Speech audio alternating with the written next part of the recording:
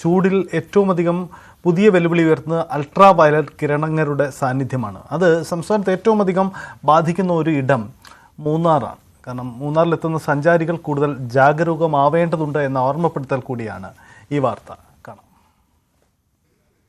വേനൽ രൂക്ഷമാവുകയും അന്തരീക്ഷോഷ്മാവ് വർദ്ധിക്കുകയും ചെയ്തതോടെ മുൻകാലങ്ങളിൽ നിന്ന് വ്യത്യസ്തമായി കടുത്ത ജാഗ്രതാ നിർദ്ദേശങ്ങളാണ് സംസ്ഥാന ദുരന്ത നിവാരണ സമിതിയും ജില്ലാ ഭരണകേന്ദ്രങ്ങളും പുറപ്പെടുവിക്കുന്നത്.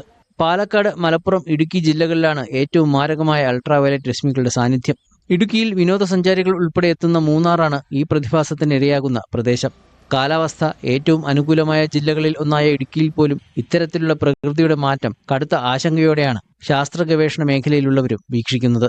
അപ്പോൾ ഇടുക്കി ജില്ലയിലെ മൂന്നാറിലും വർദ്ധിച്ച ഒരു അൾട്രാ വയലറ്റ് രശ്മിയുടെ സാന്നിധ്യം അറിയിച്ചതോടുകൂടി ദുരന്ത നിവാരണ അതോറിറ്റി ജാഗ്രതാ നിർദ്ദേശം നൽകിയിരിക്കുകയാണ്.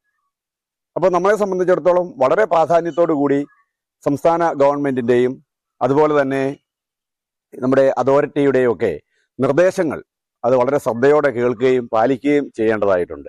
ഉയർന്ന താപനില മൂലം ഉണ്ടാകുന്ന സൂര്യാഘാതവും നിർജ്ജലീകരണവും മനുഷ്യർക്കും അതേപോലെ തന്നെ വളർത്തുമൃഗങ്ങൾക്കുമൊക്കെ ജീവന് വരെ ഭീഷണിയാണ് എന്നുള്ള കാര്യം നമുക്കറിയാം. വളരെ കരുതലോടെ ഇരിക്കേണ്ട ഒരു സമയമാണ് ഇത്.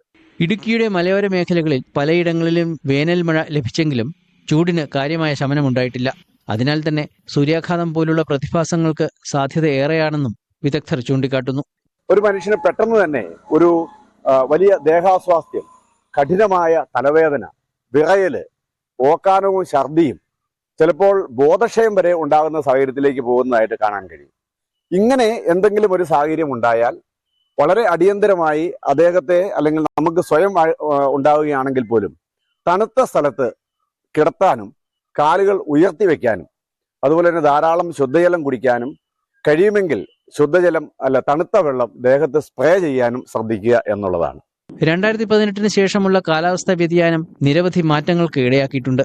അതുകൊണ്ട് തന്നെ സൂര്യാഘാതവും അൾട്രാ വയലറ്റ് രശ്മികൾ പോലുള്ളവയുടെ ആഘാതവും തരണം ചെയ്യാൻ വിദഗ്ധരുടെ നിർദ്ദേശങ്ങൾ പാലിക്കുക മാത്രമാണ് പോംവഴി. ന്യൂസ് 18 ഇടുക്കി. ഇതാണ് ഇടുക്കിയിലെ ഒരു ചിത്രം. ഇടുക്കിയുടെ